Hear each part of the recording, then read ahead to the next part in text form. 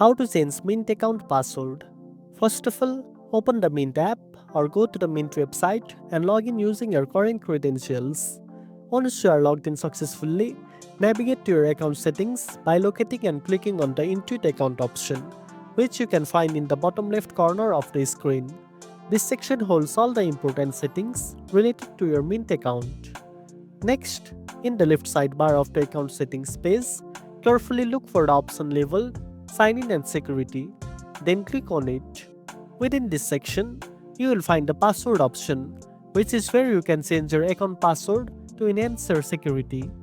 Click on Password and after that, type in your new password. Make sure it's strong by using a combination of letters, numbers, and symbols. Re-enter the new password to confirm it. Now, tap the Save button. You might be asked to relog in using the new password, and that's normal. It confirms the change was successful. And that's it. Now you know how to change Mint account password. If you found this video helpful, don't forget to like, share, and subscribe for more tech tips. Thanks for watching, and I'll see you in the next one.